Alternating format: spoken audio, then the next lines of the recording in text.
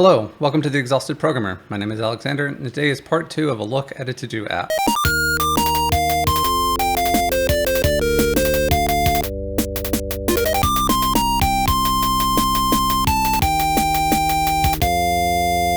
In the last episode, we looked at a to-do app and a concept of a full stack program where the front end was HTML, the middle layer, the processing layer, was an awk script, and the back end was just a file on the server. The idea wasn't to show a good full stack development system, but just that you can have a full stack development going pretty quickly with simple tools that are basically just baked in already into many systems. Yes, I did have to get an Apache server running, which I didn't really show in the video, but it's just a very simple thing to do, following a few lines I found online, where you just install Apache 2 and make sure the configs are set up correctly. A concept that I wanted to approach in this series was the idea that we produce a product and then get some sort of feedback on what the next feature request would be. There's not too many more for this to-do app that I want to implement, so the series is probably not going to go for very much longer. But today we are tasked with the idea of trying to make it where people can add and remove items from the to-do list without having to SSH into a server. So something that they can do in browser is the idea. But before we start on all that, let's get a little higher level meta here and just point out that there's another feature request that I definitely want to feature first off to improve this app, not for the user, not for this theoretical stakeholder, but for you, the viewer, because when I am doing stuff in code, it's a black background with light gray text. And when I switch to the browser, it is a white background with black text, and that flash can be jarring for some people. And that's the first thing I want to do with this app, is to make it better for the YouTube video. So we left off last video with this as our HTML file. It was generated by the awk script, but we're not going to be using the awk script going forward. So we're just going to be editing this to make a better app going forward. That does mean that awk is no longer our processing layer. And when we're done with this, our processing layer will be mostly JavaScript, with an asterisk that I will address when we get to it. But again, first thing I want to do is to fix this light mode, dark mode contrast between the two screens that I'm sharing in this video. And that's a pretty simple fix. Since this was generated with the script, I didn't bother myself with proper indentation, but that's something I do want to fix real quick. So anytime you're learning HTML, every time I've seen it be brought up online in any kind of tutorial, the next thing that they'll mention in the same introduction video as HTML is CSS. We're not going to go too much into CSS in this video, but we can start using some of it in the HTML by creating this style block. And with it, we can start putting in style guides that we can use later, or that we can use later down in our HTML file. Inside the style block, we put in body, and we're just defining two things, the background color and then the color. This will be the color of the font in our case. And with that, we can go from light mode to dark mode. So let's take a look at what we have now. And I am going to save those who are watching this, what it looked like before, but now the background is indeed black and the text is light gray. If you wonder why I didn't go with white for the text, it's because in Bash, we also use light gray text. Now, if you really want to dig more into what you can do inside the style block, again, this is CSS. So you would want to research that, define all these settings. We'll look at other ways we can apply CSS to this file as we go forward. So something we can add in to help organize the page a little bit better are headers like this. These can be defined with H and then a number 1 through 6, 1 being the largest on the screen once it's put out there and 6 being the smallest. There are other things you can do to change the size of this. If we add this in there, our web page updates to this, where we have this header. Do note that I am zoomed in for readability. So we can add in a style here in line inside the tag, and many tags support this. I don't know if all of them do or not, but it seems like everyone I've ever looked at does. And we can give it this information here so that when we go to our web page, it is now centered of the page, which I'm going to say looks better. Of course, to keep things looking similar, keeping everything standardized and normal, we can actually move this up here where it will now look for the H1 tag and apply that same style to it. So we don't have to specify here. The problem with this is that if we have any other H1 tags, this would be also applied to them. There are ways of getting around that using IDs. Well, I guess I can show that off right now. Let's go ahead and create an ID to apply to, we'll call it test header. And we're going to make it text align right. So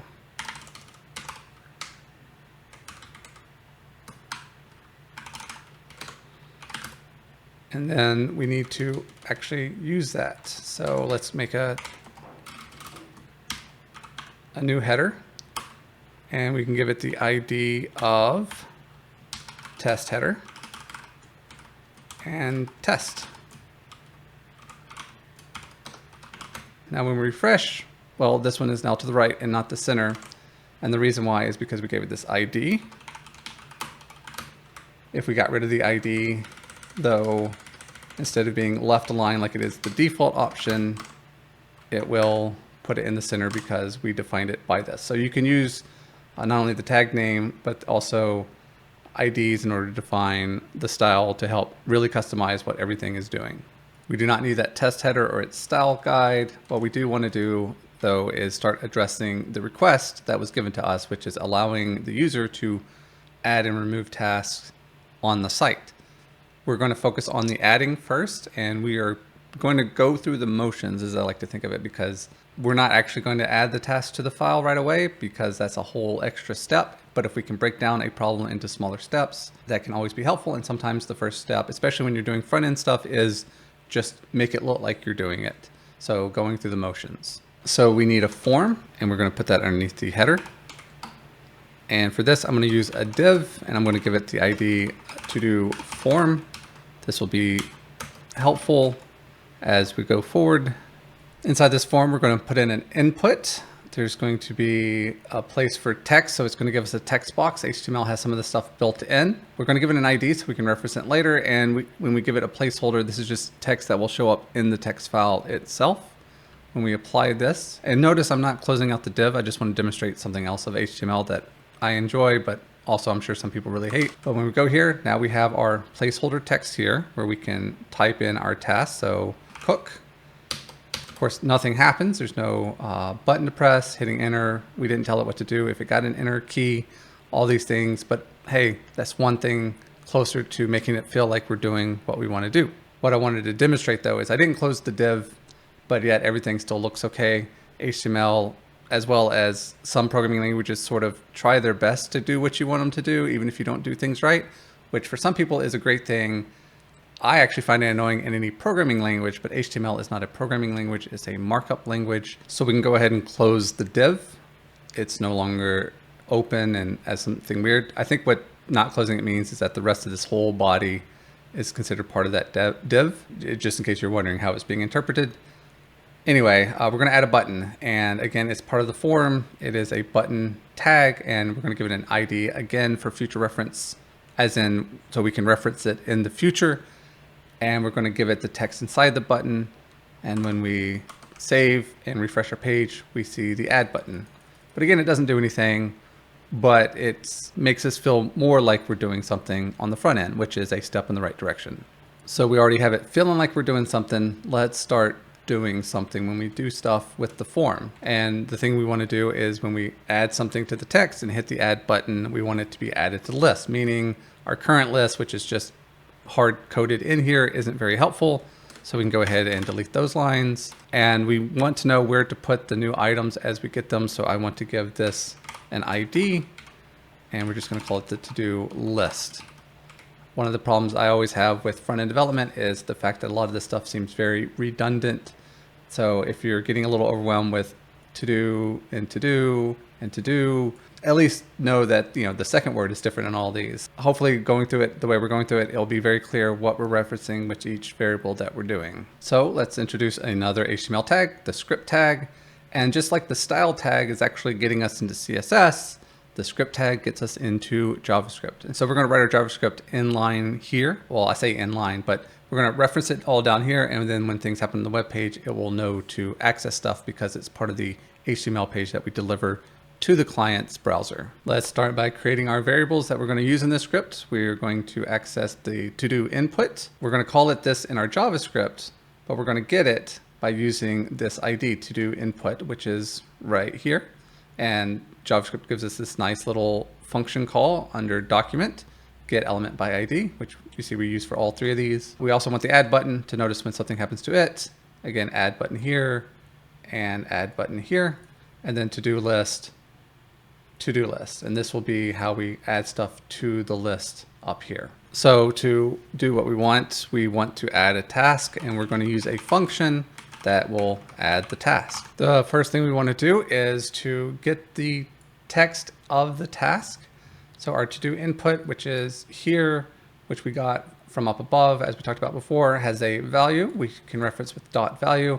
And then this function trim removes the white space at the beginning and the end of the text. A lot of times with data entry, extra white spaces is added to the beginning or the end, either by the user or by some part of the processing layer.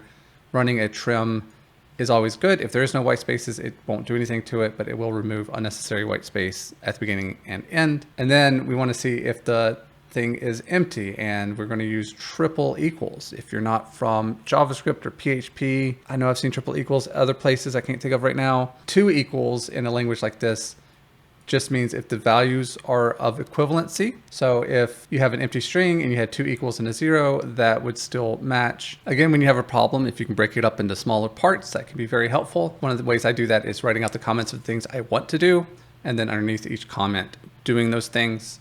So we want to create the list item. So we have the text, but we need to make that into an li element, and then we need to attach that li element to the unorganized list in our HTML setup. And then we want to also clear that text box so that it is empty. It's good because it makes the user feel like it has been consumed by the processing logic, but also so they don't have to delete everything to type into the next task they want to add to the to-do list. To create the list item, we just need to do the document create element list item, save that into a variable so that we can then use that in the next line where we're going to give it a class name to do item. We're also going to use this task span to first create an element called span and then to put the text inside that. And with the text stored inside the task span, we can make the task span a child of the list item so that now it will come along with the list item wherever it goes onto the HTML page. And of course, we want that HTML page to have it in the unorganized list. And as we define to-do list above to be that list section, when we append it to it, it will now be a part of the unorganized list in our HTML page. And then for our last comment, to clear the form, all we have to do is take that input element and make its value equal to the empty string, and it will be empty for the user when this function gets called. A problem with being so zoomed in is what would be clearly visible on a normal screen is at the top our function called add task. In order to call it though, we can tell it to add it to the add button. So we define the add button above. We can add an event listener, and this function will ask for what the event will be and what to do when it sees this event. So when it gets a click, it will add the task. And when it adds the task, it'll run through all this function. It's good to test your code as soon as you can. And I found a typo right here. So if we change that to a capital I, that should work. JavaScript, like most programming languages, is case sensitive. So this has to be a capital I to match with that. So here is what we have: the text box, the add button, and now we can add tasks like, I usually use default words like cat and dog, but let's give it a real task. So cook, we can add that. We can add run. We can't remove these yet. And a big thing that we will address in this video is that as soon as we refresh this page, we lose everything because there's no state being kept. While we are adding event listeners, I do want to add one more. Our to-do input, when that is selected, and if we press the enter key right now, nothing will happen. You have to click the add button to add a task, but I am a very keyboard focused programmer and user. And so I would like it if when we get an enter key while typing in task, it will put the task down below, same as if we click the button. Obviously, we can just use the same function call, add tasks, but we're going to use this add event listener and looking for key press, and it's going to run a function which takes in an event and execute whatever is between these curly braces. And we're just going to add inside those curly braces an if statement. If that key is the enter key, then run the function. And when we close out everything, so we had this, but we also need to close out that function call, and then a semicolon because it's the end of a line of JavaScript. We can go to our web page and see that we can cook, clean, and everything is added, and yet we can still use the add button as well. So either event will trigger the add task function, which will do what we want it to do in order to have the task added to the HTML. So now we can add tasks, and we can remove all tasks by just refreshing the page, but the concept was that they could remove specific tasks some way on the web page. And the easiest way I can think of, if I'm a user, is just to have a button beside the task that when you click it removes the task. So we're going to need a remove button, and we're going to need to give it some logic on what to do when it gets pressed. So the remove button will actually be a part of the list item. Like I said, it will be beside each task. So when we create a new list item, we need to create a new button, similar how we created a new task span to hold the text. So we do the same thing. We give it a unique name, remove button, but we use the document create element, and we're going to create a button. It's called remove button, so we can affect it by using the dot and class name to give it a class name. This will be useful if we want to apply styles to it, which I'm not sure if I'm ever going to get to that part with this code. I'm still debating on what episode 3 is going to look like, but we can add the text context. This is what shows up inside the button. And then we have this remove button on click. So similar to the event listener, event handler, this will add one that when the remove button gets clicked, it will call a function that takes in no variables, but will execute what's to the side. And this will be a single line, so there's no need for the curly braces. But if it was multiple lines, we would use the curly braces as we did before.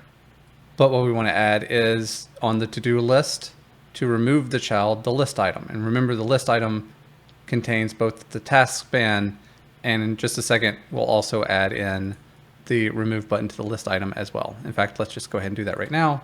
If we come down here, and there we go. We can see that the remove button will be appended to the list item, but then when we remove the list item, it will get rid of the task span and the button and the list item all at the same time. And again, a typo. This is why I don't like typing on screen, because I feel like it's not very helpful to see me make a typo, but it is important for me to correct the typos. We need this to be text content. And when we do that, we can come here and just refresh the page. And if we say, we need to cook, and we need to clean, and we need to walk, we get all these tasks. And then when we click any of these buttons, it will remove that item. So we try to remove the middle one and see that it did remove the middle one. We know that it is trying to remove the one it is attached to, which is, what we want it to do. So obviously the last thing we need to do is make sure these adds and removes are permanent, that they're kept somehow beyond the session of the web browser. So if you refresh the page, you still have the same list. In order to do this, we're still going to use a file for a backup, probably for the last time. I'm pretty sure the next video will have us a new backend, if nothing else. But whatever the file is, we need to get the file, and we need to save the task to the file. So these two functions will run, get the file. The first time we load up, it will grab the file. Also, anytime it wants to make sure it's up to date, it can use the simpler grab the file function. But then when we add and remove stuff, we want that to also apply to the file itself. And so this save file function will be useful to keep the file up to date as we're making changes on the web page. Now we are going to be saving these files as in JSON format, but we're not actually going to have to touch JSON ourselves. There's a lot of functions that will put stuff into and take stuff out of JSON. JSON can be very helpful for certain things, especially smaller tasks. But sometimes JSON is used to push a lot of data from one place to another. And sometimes data is made larger when you do things like take an int and convert it to a string, because an int, which might be 4 bytes long, could make up a string which can contain, let's say, 10 characters if it's a billion. And each one of those characters is a byte. So you're taking something that is 4 bytes and making it 10 bytes. But also at the same time, a lot of data is padded. So to know the exact cost and benefit, you would just have to ideally just run it to see the difference. But for something small like this, especially since it's all on the same machine or in the same network, because some of this is on the client side, we don't have to worry about that as far as a concern. Also, the amount of data that will be transferred is also so low, it wouldn't be a concern either. But we are using JSON, and we are going to use this task.php to handle the requests. This JavaScript is being ran on the client side. The file is kept on the server side. And the easiest way I could figure out how to make that all work is with task.php. This was the easiest way for me to get this video research done and out, and without having to adjust a lot of Apache configs. And so we're going to await a fetch from tasks, which is a GET request. We're going to get that response as JSON into tasks, and then the task for each, it will add tasks to list, which we will write in a second. But while we are still looking at messing with the file, let's go ahead and do the save tasks to the file comment here with another asynchronous function. to save the tasks. Why are we using asynchronous? Because reading and writing to a server can take a significant amount more time than just doing stuff on the same computer, doing stuff over the network, and especially when it involves more than just 4 bytes at a time, like an int, then we might want to start thinking about ways of doing things sort of in a sort of parallel function. This asynchronous will just call the function, and then once it needs whatever's returned from the function, then it will pause the program waiting for the return from this async function, but at least it can continue on doing stuff on the client side as it goes forward. So to save our changes, we're going to look at whatever the list is when we call this save tasks function, and we're going to take the unordered list from the HTML and we're going to turn it into an array, and we're going to do that by mapping each list item to its text content of its span, these things defined below. And in doing so, we'll have an array for tasks, which we'll then give to our PHP file by doing this sort of HTTP call. You can think of the PHP file as another web page. In fact, it is another web page. You could go to it, but since it won't have anything to provide, I think it just shows a blank screen. We're going to say, hey, we have this HTTP request that is a post request.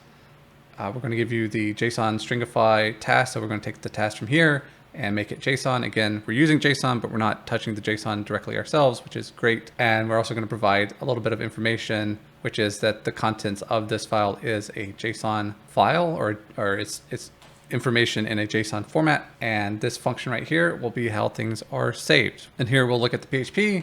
PHP is also written with HTML in mind. The meaning of PHP has changed, but it originally meant personal home page. And this was just stuff used to make your HTML page on whatever GeoCities or Angelfire, I think. Anyway, to make it look a little bit nicer, of course, now PHP does a lot more than that, and so they want to change it. The meaning of the term PHP, but personally, I don't even remember what it is. PHP is different. Every variable needs this $sign in front of it, and we're going to give it a file name that's going to be called tasklist.txt, because that's going to be the file on our system. And before we're done, we're going to look at how that looks once we've saved a few things to it. We're looking for this application JSON, or we're going to provide application JSON whenever we send something out. And then we're going to be listening for server calls. And we're going to look at the request method of that server call. And if it is a post, which we saw that we were telling it is a post in our save tasks function, it will run this stuff. And then if it's a get, it'll run this function down here. This one's the simpler one, so let's look at it first. We're going to see if the file exists, which it will exist, but we'll also see if the size of it is greater than 0. If it is, then there's something in there, and in doing so, we'll get the contents of the file referencing the file name, and then we'll echo that out. That echoing will be what the JavaScript script will see when it makes that GET request. If the file is 0, if it exists but it is 0, it will just pass in these 2 brackets. This is a check that is necessary if we create the file, but we don't put anything in it. We could get rid of this completely by starting the file with 2 square brackets, as you see there, these 2, but I didn't want to do that. So I wanted the program to handle that if we have a blank file.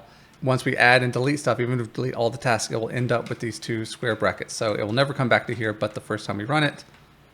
But it's still a nice thing to have in case you delete the tasklist.txt file.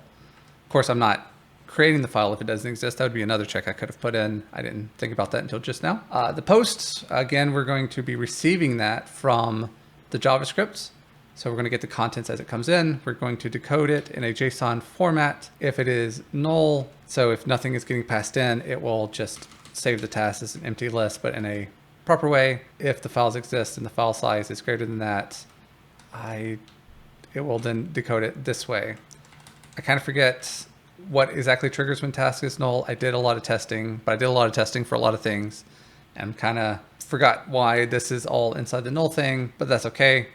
If we have problems, we can echo it out. We can even give an HTTP response. If it is not null, we'll come down into this block here, because if it is null, it will exit out, and then it'll try to do this. If it equals false, then something has gone wrong. This goes wrong if your file is not owned by the correct user, and there's other reasons why it could go wrong as well. If not the user, but the permissions aren't set correctly. I did test this stuff out, and the permissions need to be set. The user can be root. I see elsewhere where it says it needs to be www-data as the user and group, but I did not find that I needed that for my instance. But if it's not working for you, that might be a reason. And again, if it comes in here, but something goes wrong, it can echo that out back to the web browser and give an HTTP response, which can be helpful for decoding. And if it didn't go wrong, it will say task saved successfully and exit, which is it doing what it needs to do on these two lines. So it'll try to do it correctly. And if something goes wrong, it'll try to handle the error here. If it goes wrong here instead, there's no way of handling that error, but it will give a proper error message, so it's easier to debug. But again, if it doesn't hit any of those problems, it will tell us that everything went correctly. And that's what the functions on the JavaScript are dealing with. I should have mentioned this at the beginning of the video, but all this code will be available in a link below. I know I did a lot of scrolling on this, so it might be hard. You might be trying to pause it to get it all, but it might be easier if you just look at the link below to get the text files. So the thing is as we're going about doing this, we want to use this add task to add stuff to the list, but we also want to save that list to a file so that we can keep them both up to date constantly. To add in the logic, we'll start to build up more and more inside this one function, making it a little bit long. So we're going to break this function into two parts. First, though, we do want to, again, save the task every time we do this. But before we do that, we want to add the task to the list. And we're going to do that with this function, which is basically going to be stuff we've already written, but inside of its own little function. And the next thing would be to do is to clear the form, which again is something we did below, but we're going to put it here because in my mind, this makes more sense logically. If we are looking at this later and we come to this code, we'll see that add task is called every time we either hit the add button or we hit enter. And when we come here, instead of seeing a long thing, we'll see that, oh, it's going to improve the input. And if it's needed, do a little error checking. It will call this function, which will add the task to the list, and then it will save the task.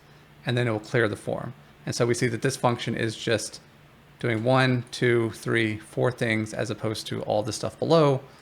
All the stuff below, or at least most of it's going to be added to the task, add task to list function. The add task to list function takes in the task text, but all this stuff, I didn't change any of it. I didn't even have to change the indentation because it was a part of a previous function above. I just need to add that in there. But we are going to clear the form elsewhere so we can get rid of that. And that's all we need to do to make this work for us here. Let's scroll here. And so there's our function add task to list, which again, is just doing what was happening before inside the larger function, but so that the larger function is easier to consume by taking some of it out. And the last thing we want to do is to grab that file every time we load up the page. And we're going to do that using JavaScript. And we're not going to put it inside of another function or an event listener because we want this to happen every time that the page is loaded. And we're going to call the fetch task function that we defined above. Again, that's the one that does the get request to just grab the file. Something I almost forgot is that we also want to make sure that when we delete stuff that the list is also updated at that part. We can do that by affecting this onClick function. I mentioned before, if it's one line, you can do it inline like this, but if it's going to be multiple lines, you need to use curly braces. And we do want this to be on multiple lines for readability. So let's go ahead and make it multiple lines. And then we can just call the function that we want to run here. And then we have to close out the brackets. And now when we do the onClick, it'll do both of these lines.